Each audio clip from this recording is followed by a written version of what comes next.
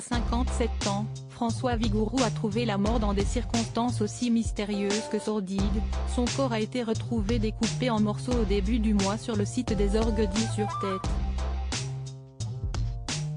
Rien dans la vie de cet homme ne pouvait laisser présager un tel drame et un décès aussi choquant. Le Parisien revient sur l'enquête en cours.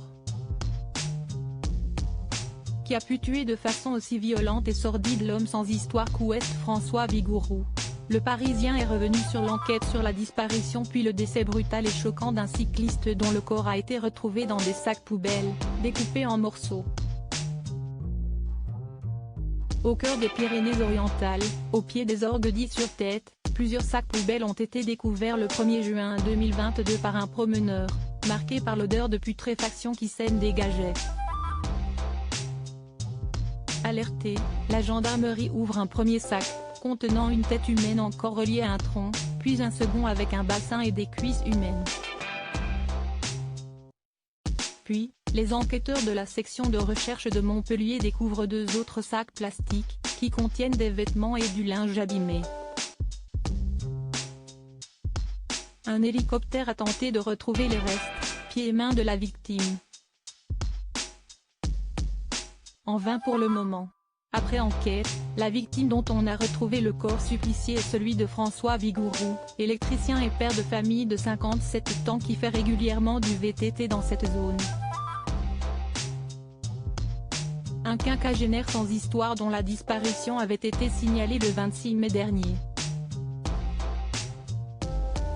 Il avait utilisé un vélo électrique pour sa balade habituelle mais n'est jamais revenu. Point troublant, le téléphone du quinquagénaire aurait borné à proximité d'Is-sur-Tête jusqu'à environ 18 h, avant d'être visiblement éteint, précise le Parisien.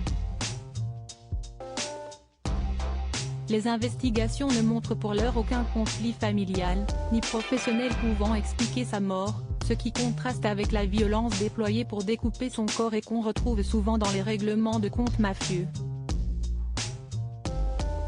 Si est-il pourquoi aucune piste n'est exclue pour le moment, un rôdeur, un vol ayant mal tourné, une collision avec une voiture et la volonté de masquer l'accident. Le témoignage de ses proches, qui ont alerté dès les premiers instants sa disparition, n'est actuellement aucunement remis en cause.